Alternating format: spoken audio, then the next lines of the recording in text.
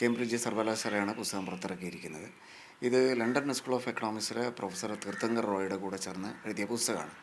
അപ്പോൾ ഈ പുസ്തകത്തിൽ നമ്മൾ വളരെ പ്രധാനപ്പെട്ട ചില നിരീക്ഷണങ്ങൾ മുന്നോട്ട് വെച്ചിട്ടുണ്ട്. അതിൽ ഒരു പ്രധാനപ്പെട്ട നിരീക്ഷണം എന്ന് പറയുന്നത്, നമ്മൾ ഈ 80കളിലായിരുന്നു കേരളത്തിൻ്റെ ആദ്യത്തെ ടേൺ അറൗണ്ട് എന്ന് പറയുന്നത്. ടേൺ അറൗണ്ട് എന്ന് പറയുമ്പോൾ നമുക്ക് അനുകൂലമായ രീതിയിലുള്ള അപ്രതീക്ഷിതമായ ഒരു മാറ്റം, അതിനെയാണ് നമ്മൾ ടേൺ അറൗണ്ട് എന്ന് പറയുന്നത്. പക്ഷേ പിന്നീട് ഒരു വലിയൊരു മാറ്റം 80കളുടെ ശേഷം 90കളടക്കമുള്ള കാലത്ത് ആ ടേൺ അറൗണ്ട് മുന്നോട്ട് പോവുകയാണ് ചെയ്യുന്നത്. പക്ഷേ നമ്മൾ മനസ്സിലാക്കേണ്ട ഒരു കാര്യം, ഈ കഴിഞ്ഞ 8 വർഷക്കാലമായി ഒരു രണ്ടാമത്തെ സെക്കൻഡ് ടേൺ അറൗണ്ട് വന്നിരിക്കുകയാണ്. ആ വാക്ക് ആ അർത്ഥത്തിൽ യൂസ് ചെയ്തിട്ടില്ലെങ്കിലും ഞാൻ പറഞ്ഞു വരുന്നത്, ആദ്യത്തെ ടേൺ അറൗണ്ട് എന്ന് പറയുന്നത് ഈ പൊതുവെ ഇടതുപക്ഷമായാലും വലതുപക്ഷമായാലും അവരുടെയൊക്കെ മുൻകൈയിൽ തന്നെയാണ് അത് നടന്നിട്ടുള്ളത്. കാരണം പ്രവാസി പണമാണ് അതിൻ്റെ പ്രധാനപ്പെട്ട ഒരു പ്രേരക ശക്തി. ഒരുപക്ഷെ പ്രവാസി പണം ഇല്ലായിരുന്നെങ്കിൽ കേരള മാതൃക തന്നെ നേരത്തെ മരിച്ചുപോയനെ എന്ന് ഒരു വിലയിരുത്തൽ നമ്മൾ നടത്തുന്നുണ്ട്. പക്ഷേ ഇന്ന് നമ്മൾ കാണുന്നത് ഒരു വ്യത്യസ്തമായിട്ടുള്ളൊരു ടേൺ അറൗണ്ടാണ്. അതായത് പശ്ചാത്തല വികസനവുമായി ബന്ധപ്പെട്ട, മൂലധന ചെലവുമായി ബന്ധപ്പെട്ട ഒരു ടേൺ അറൗണ്ടാണ് ഇപ്പോൾ കാണുന്നത്. അതായത് 25 വർഷത്തിന് ശേഷം നമ്മൾ ഒരു സെക്കൻഡ് ടേൺ അറൗണ്ട് കാണുകയാണ്. ഈ സെക്കൻഡ് ടേൺ അറൗണ്ടിൻ്റെ പൂർണ്ണമായ ഒരു കോൺട്രിബ്യൂഷൻ എന്ന് പറയുന്നത് ഇപ്പോൾ ഉള്ള ഇടതുപക്ഷ സർക്കാരിൻ്റെ കോൺട്രിബ്യൂഷനാണ്. ഇവിടെ നമ്മൾ രണ്ട് ഘടകം മാത്രമേ നമ്മൾ നോക്കേണ്ടതുള്ളൂ. ഒന്ന് എന്ന് പറയുന്നത്, മൊത്തം ചെലവിൻ്റെ എത്ര ശതമാനം ഈ പശ്ചാത്തല വികസനത്തിന് പോയി എന്നുള്ളതാണ്. അതായത് ഡെയിലി മുതൽ നമ്മൾ വിഴിഞ്ഞം വരെയുള്ള ഇടയ്ക്കൊട്ടേറെ പദ്ധതികൾ വന്നല്ലോ. ഹാർഡ് ഇൻഫ്രാസ്ട്രക്ചർ എന്ന് പറയുമ്പോൾ നമ്മൾ മെട്രോ വരുന്നു, അത് വരുന്നു, അങ്ങനെയുള്ള സംഭവങ്ങൾ. അതുപോലെ സോഫ്റ്റ് ഇൻഫ്രാസ്ട്രക്ചർ, നമ്മൾ പാർക്കിൻ്റെ ഒട്ടേറെ പുതിയ ഘട്ടങ്ങൾ, അല്ലെങ്കിൽ ഇൻഫോ മാർക്കിൻ്റെ പുതിയ ഘട്ടങ്ങൾ, ആ രീതിയിൽ വരുന്നു.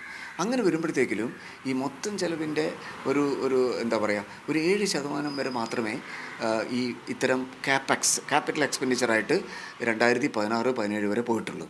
പക്ഷേ ഇപ്പോൾ അത് ഏതാണ്ട് ഇരട്ടിയായിരിക്കുന്നു. ഏതാണ്ട് 14% വരെ പോയിരിക്കുന്നു എന്നുള്ളതാണ് യാഥാർത്ഥ്യം. മറ്റൊന്ന്, ഈ സ്റ്റേറ്റ് ഡൊമസ്റ്റിക് ഇൻകം എന്ന് പറയും, അതിൻ്റെ എത്ര ശതമാനം ഈ ക്യാപെക്സിന് പോയി എന്നുള്ളതാണ് നമ്മൾ പ്രധാനമായിട്ട് നിരീക്ഷിക്കുന്നത്. അത് നേരത്തെ 2.14% ആയിരുന്നെങ്കിൽ, അതായത് ഈ ഇടതുപക്ഷ സർക്കാർ വരുന്നതിന് മുമ്പേ, അത് ഇന്ന് 3% കവിഞ്ഞിരിക്കുന്നു.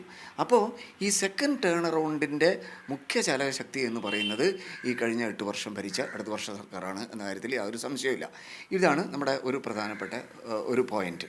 രണ്ടാമത്തെ ഒരു പോയിൻ്റ് എന്ന് പറയുന്നത്, നമ്മൾ ഈ ടൈറ്റിൽ തന്നെ നമുക്ക് എടുക്കാമല്ലോ, അതായത് ഇന്ത്യാസ് മിറക്കിൾ സ്റ്റേറ്റ് എന്നാണ്.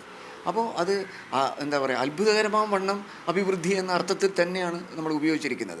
കാരണം നമ്മൾ മനസ്സിലാക്കേണ്ടത്, ഈ 90കളുടെ തുടക്കത്തിൽ ഈ റിച്ചാർഡ് ഫ്രാങ്കിയൊക്കെ എഴുതിയ ഒരു ലേഖനത്തിൽ പറയുന്നുണ്ട്, കേരളത്തെ ഒരു പ്രത്യേക രാജ്യമായി കണ്ടിരുന്നെങ്കിൽ അത് ഏറ്റവും ദരിദ്രമായ ഒരു രാജ്യമായിട്ട് മാത്രമേ കാണാൻ കഴിയൂ എന്ന് പറയുന്നുണ്ട്. പക്ഷേ അവിടുത്തെ സാമൂഹിക വികസനം എന്ന് പറയുന്നത് വളരെ കൂടുതലാണ്. അപ്പോൾ ആ സാമൂഹിക വികസനം നിലനിർത്തുകയും ചെയ്തു, നമ്മൾ പശ്ചാത്തല വികസനം മുന്നോട്ട് കൊണ്ടുപോവുകയും ചെയ്തു എന്നുള്ളതാണ് കഴിഞ്ഞ കുറച്ച് വർഷത്തെ ഒരു പ്രധാനപ്പെട്ട ഒരു നേട്ടം. അതായത് സാമൂഹിക വികസനം കൊണ്ടുപോയി എന്നുള്ളതിൻ്റെ പ്രധാനപ്പെട്ട തെളിവെന്ന് പറയുന്നത് നമ്മുടെ ലൈഫ് തന്നെയാണ്. ലൈഫിൽ വീട് വെച്ച് കൊടുത്തു എന്നുള്ളത്, 5 ലക്ഷത്തോളം വീടുകൾ ഇപ്പോൾ ഏതാണ്ട് കംപ്ലീറ്റ് ആയി എന്നുള്ളത് ഒരു യാഥാർത്ഥ്യമാണല്ലോ. അതോടൊപ്പം തന്നെ ഈ മൊത്തത്തിലുള്ള എക്കോണമിക് പ്രോസ്പെറിറ്റി അതൊന്ന് സ്റ്റെബിലൈസ് ചെയ്യുന്നു എന്നാണ് നമ്മൾ കാണേണ്ടത്. അത് ഒരു പുസ്തകത്തിൽ നമ്മൾ വേറെ രീതിയിൽ അത് അവതരിപ്പിക്കുന്നുണ്ട്. ഞാൻ പറഞ്ഞു വരുന്നത്, ഇപ്പോൾ ഗ്രോത്ത് എന്ന് പറയുന്നത്, എക്കോണമിയുടെ ഗ്രോത്ത് എന്ന് പറയുന്നത് ഇപ്പോൾ ഒരു 6.4, 6.5% ഈ രീതിയിലൊക്കെയാണ്. പക്ഷേ ഈ ഗ്രോത്ത് നമ്മൾ കുറച്ചും കൂടെ വർദ്ധിപ്പിക്കുകയാണെങ്കിൽ നമുക്ക് അപ്പർ മിഡിൽ ഇൻകം കൺട്രീസ് ഉണ്ട്, ലോകത്തിലെ അപ്പർ മിഡിൽ ഇൻകം കൺട്രീസ്, ആ കൺട്രീസിനോട് അടുത്ത് നമുക്കെത്താൻ പറ്റും.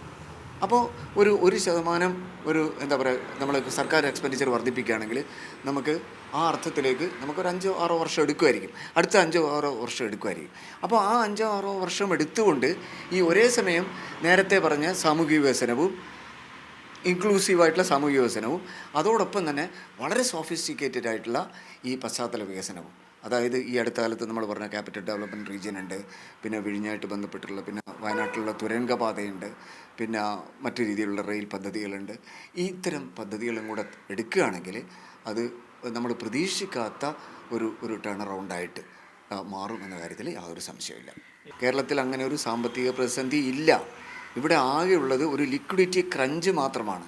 അതായത് പെട്ടെന്ന് വിഭവങ്ങൾ ലഭ്യമാവുന്ന രീതിയിലുള്ള ഒരു രീതി വന്നിട്ടില്ല. അപ്പോൾ അത് കുറച്ച് കാലത്തെ ഒരു പ്രതിസന്ധിയാണ്. അത് ഒരു സാമ്പത്തിക പ്രതിസന്ധിയല്ല. It's not an economic crisis. ഇതൊരു വെറും ഒരു ഫൈനാൻഷ്യൽ ആയിട്ടുള്ള ഒരു ക്രഞ്ച് മാത്രമാണ്. അതിനുള്ള പ്രധാനപ്പെട്ട കാരണം കേന്ദ്ര സർക്കാരിൽ നിന്ന് നമ്മൾ പ്രതീക്ഷിച്ച പണം വന്നില്ല എന്നുള്ളതാണ്. കേന്ദ്ര സർക്കാരിന് അവരുടേതായിട്ടുള്ള ആർഗ്യുമെൻറ്റ്സ് ഉണ്ടാവാം. പക്ഷെ അവർ മനസ്സിലാക്കേണ്ട ഒരു കാര്യം, നമ്മുടെ എക്കോണമിയുടെ ട്രാൻസിഷൻ്റെ ഭാഗമായിട്ടുണ്ടാകുന്ന ചില റിക്വയർമെൻറ്റ്സ് ഉണ്ട്.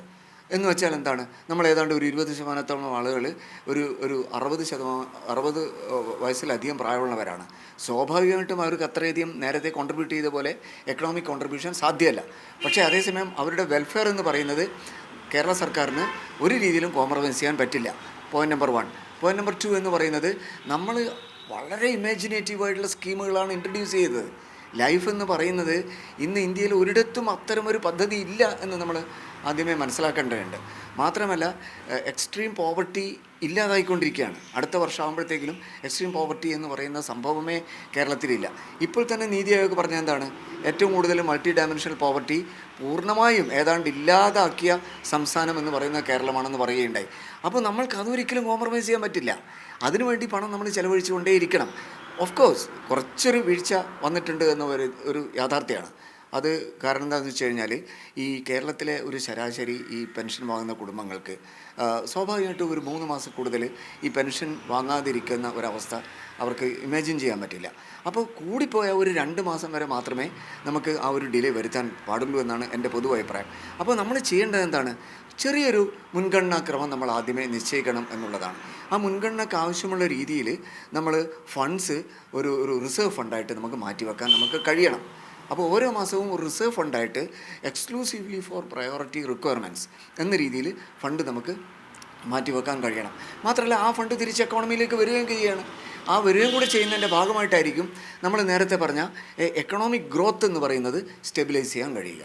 അപ്പോൾ അങ്ങനെ വേണം സർക്കാർ മുന്നോട്ട് പോകാൻ.